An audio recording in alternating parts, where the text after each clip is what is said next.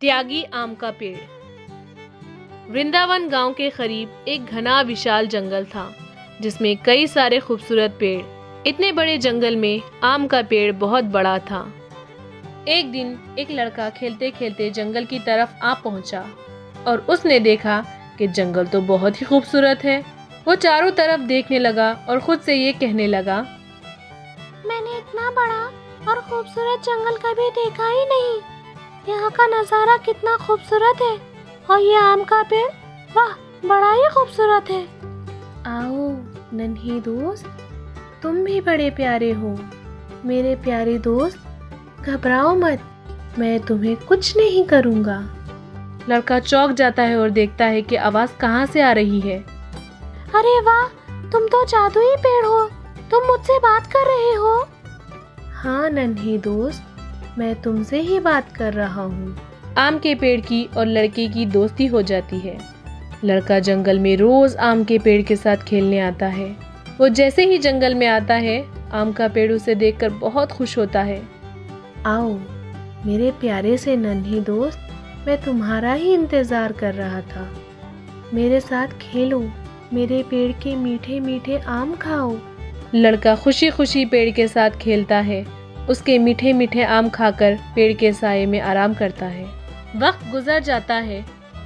लड़का पेड़ से कहता है, मेरे स्कूल में फैंसी ड्रेस कंपटीशन है, इसमें मुझे हिस्सा लेना है, लेकिन मेरे पास इतने पैसे नहीं हैं जिससे मैं कोई कपड़े ले सकूं। उदास मत हो मेरे दोस्त, तुम मेरे पेड़ के पत्ते ले जाओ और उससे इस्तेमाल करके कोई ड्रेस बना लो। अरे ये तो बढ़िया उपाय है, तुम्हारा बहुत बहुत शुक्रिया मेरे प्यारे दोस्त। तुम खुश हो, यही मेरे लिए काफी है मेरे प्यारे दोस्त। वक्त बीतता गया और लड़का थोड़ा सा बड़ा हो गया। लड़का अब पेड़ से मिलने रोज नहीं आता था। पेड़ उसका हर रोज इंतजार करता था। एक दिन पेड़ ने देखा कि जंगल की तरफ कोई आ रहा है। उसने गौर से देखा और खुश हो गया क्योंकि वो वही लड़का था। जैसे जैसे वो करीब आ रहा था, पेड़ उसे देखकर झूमने लगा। वो पेड़ के करीब आया और उसे गले लगाकर रोने लगा। पेड़ ने लड़के से पूछा, क्या हुआ मेरे प्यारे दोस्त, तुम क्यों रो रहे हो? मेरे सारे दोस्तों के पास मोबाइल फ़ोन है और मेरे पास पैसे नहीं है जिससे मैं कोई मोबाइल लूँ अपने लिए। मत रो मेरे प्यारे दोस्त, तुम्हारा ऐसा रोना मुझे अच्छा नहीं लगता। तुम एक काम करो मेरे दोस्त, मेरे पेड़ से आम तोड़ लो और इसको बाजार में बेच आओ।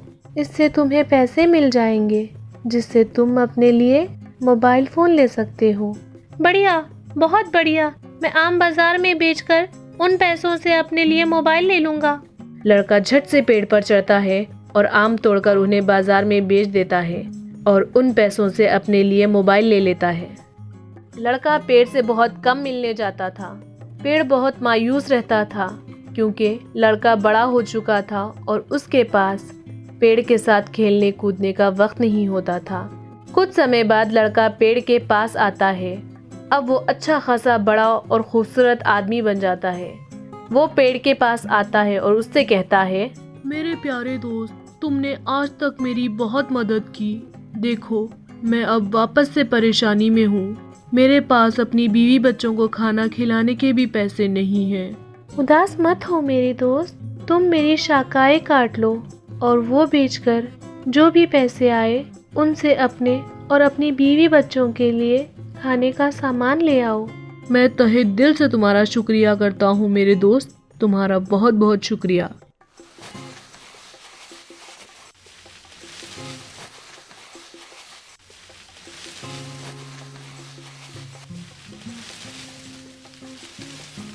और पेड़ आदमी का वापस से इंतजार करता है।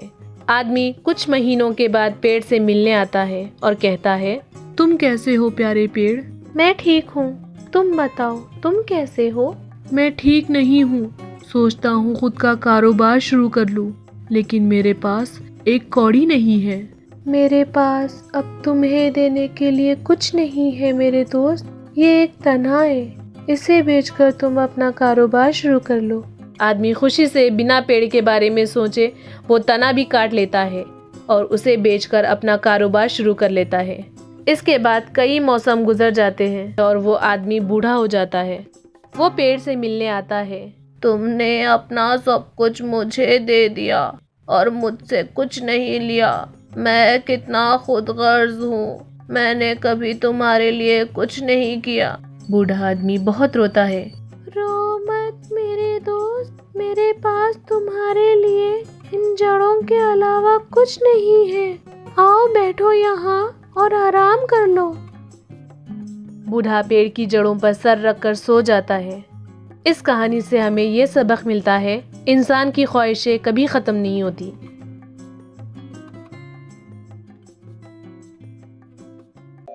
सेब का पेड़। एक घने खूबसूरत जंगल के बीचों बीच एक सेब का पेड़ था। उसकी टहनियों पर कई सारे पक्षी रहा करते थे जो रस भरे सेब खाया करते थे, और कई सारी चींटियां जो सेब लेकर अपने घर जाती थी। एक दिन जंगल में एक लकड़हारा आया और उसने सेब का पेड़ काटने की सोची। सारे पक्षी और चींटियां उदास थी क्योंकि उनके रहने और खाने की जगह अब नहीं रहने वाली थी। पक्षी और चींटियों ने लकड़हारे से विनती की। उन्होंने कहा, हम आपसे निवेदन करते हैं, ये पेड़ को मत काटे। ये हमारे जीने का सहारा है और रहने की जगह। हाँ, ये पेड़ मत काटिए, हम मर जाएंगे। लकड़हारे ने सोचा, ये सब मर जाएंगे अगर मैं ये पेड़ काटूं तो। उसने कहा, ठीक है, मैं तुमसे तुम्हारे रहने की जगह नहीं छीनूंगा। अरे वाह, आप कितने अच्छे इंसान हो। ये लीजिए सेब की टोकरी, ये आप अपने घर ले जाइए। ये हमारी तरफ से आपके लिए है। लकड़हारा बहुत खुश हुआ और वहाँ से सेब की टोकरी लेकर अपना घर चला गया। इस कहानी से हमें ये सबक मिलता है कि जानवरों को भी रहने के लिए घर चाहिए। हमें ज्यादा से ज्यादा पेड़ उगाने चाहिए। एक गांव में किसी किसान का नदी के किनारे खेत था। उस खेत में एक आम का पेड़ और दूसरा नीम का पेड़ था। किसान ने इन दोनों पेड़ों को बढ़ता हुआ देखा। वो आम के पेड़ को पानी डालता और खाद देकर उसका पालन पोषण करता, लेकिन नीम के पेड़ की तरफ ध्यान नहीं देता। आम के पेड़ को लगा कि वो बहुत महान है, इसीलिए किसान उसकी देखभाल कर रहा है। इससे उसका थोड़ा घमंड भी बढ़ा। समय बीतता गया और आम का पेड़ और नीम का पेड़ बड़े वृक्ष बन गए। दोनों वृक्ष बिल्कुल हरे भरे दिखने लगे। आम के पेड़ को मीठे फल आने लगे, वहीं नीम के पेड़ को कड़वे फल। फल मीठे होने के कारण लोग आम के पेड़ की तारीफ करने लगे,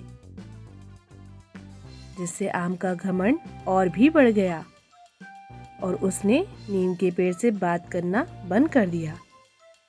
वो सब देखकर नीम के पेड़ ने आम के पेड़ से कहा, क्यों भाई आम, तुम मुझसे पहले जैसी बात नहीं करते और तो तुमने मुझसे बात करना ही छोड़ दिया है।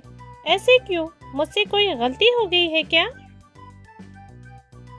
ये सुनकर आम का पेड़ जवाब देता है और कहता है, तुम्हारे और मेरे बीच में बहुत अंतर है और तुम जैसों से बात ही क्या करना। मीठे फल देने वाला मैं कहाँ और बिना किसी काम के कड़वे फल देने वाले तुम कहाँ। तुमसे मैं दोस्ती क्यों रखूं? तभी नीम का पेड़ कहता है, तुम्हारे फल मीठे होने का घमंड मत करो। बाजार में मेरे बीज की बड़ी अहमियत है। मेरे बीज से दवाई बनती है और तुम्हारे जैसे घमंडी की दोस्ती की मुझे कोई जरूरत नहीं है। ये दोनों के झगड़े रोज रोज सुनकर तंग आ चुके पपीते के पेड़ ने कहा, अरे भाई बस भी करो झगड़ना। मैं रोज रोज तुम दोनों की बहस से तंग आ चुका हूँ। अब बस भी करो, मैं इसके आगे और कुछ सुनना नहीं चाहता। ये बात पर आम कहता है, अरे इसमें चिढ़ने वाली क्या बात है। हम दोनों आपस में तय नहीं कर पा रहे हैं कि हम दोनों में महान कौन है। ये सुनकर नीम ने कहा, हाँ पपीता भाई, अब आप ही कहिए, हम दोनों में महान कौन है, जिससे इस झगड़े का हल भी मिल जाए। नीम की बातें सुनकर पपीते के पेड़ को बहुत गुस्सा आया। उसने कहा, अरे बेवकूफो, इसमें कोई महान या छोटा होने की बात कहाँ है। हम पेड़ों में कोई ना कोई खास बात होती है, हम सब में अच्छे गुण होते हैं, इसीलिए तुम इस बेकार विषय पर लड़ना बंद करो। पपीते के पेड़ ने सोचा, अगर ये दोनों समझदार हुए तो इसकी ये बातें सुनकर समझ जाएंगे। लेकिन आम का पेड़ बड़ा ही अड़ियल था। उसने जिद की ये जानने की कि इन दोनों में महान कौन है। मैं वो सब जानना नहीं चाहता, तुम मुझे बताओ हम दोनों में महान कौन है। आम के पेड़ की इतनी जिद करने के बाद पपीते ने कहा, अच्छा, जब तुम इतनी जिद कर ही रहे हो तो सुनो। और एक बात, मेरे बोलने से तुम्हें दुख नहीं होना चाहिए। मेरी नज़र में तो नीम ही महान वृक्ष है। अच्छा, तुम ऐसे कैसे कह सकते हो? दोनों पेड़ों ने अच्छा कहकर पपीते की बात सुनने लगे। मीठे और रसीले फल तो सबको पसंद होते हैं। तुम्हारे फल बच्चे, बड़े, बूढ़े शौक से खाते हैं। तुम सिर्फ लोगों को स्वाद दे सकते हो, लेकिन नीम के फल खाने में कड़वे लगते हैं, परंतु उसके बीज लोगों की कई सारी बीमारियां दूर करने में मदद करते हैं। ऐसे अच्छे गुण जिसमें हो, मैं उसी को महान मानता हूँ। ये कहकर पपीते के पेड़ ने अपनी राय बताई। ये बात पर आम कहता है, अरे मुझे सब पता है, तुम ऐसे क्यों कह रहे हो? तुम मुझे पसंद नहीं करते, इसीलिए नीम के पेड़ को महान कह रहे हो। मैं तुम्हारी बातों को नहीं मानने वाला। समय बीतता गया। कुछ साल बाद आम के पेड़ को कीड़ लग गए। किसान की नजर आम के पेड़ पर पड़ती है और वो झट से नीम के पेड़ से उसके बीज तोड़ता है और उसे पीसकर आम के पेड़ में डाल देता है, जिससे आम का पेड़ पहले जैसा हरा भरा हो जाता है और उससे कीड़ निकल जाते हैं। ये बात सुनकर आम के पेड़ को शर्मिंदगी महसूस होती है और उसे अपनी गलती का भी एहसास होता है। वो नीम के पेड़ से कहता है, मुझे माफ कर देना मेरे प्यारे दोस्त, आज तुम्हारी वजह से मेरी जान बच गई। तुम्हारा धन्यवाद। कोई बात नहीं भाई, तुम्हें अपनी गलती का एहसास हो गया, वही काफी है। पपीते के कहने के अनुसार मिठास देने में महानता नहीं, बल्कि स्वाद दिलाने में महानता है। इस बात को समझकर आम पहले जैसे नीम के साथ अपनी दोस्ती निभाता है। हमें कभी किसी के गुनाहों को कम नहीं दिखाना चाहिए।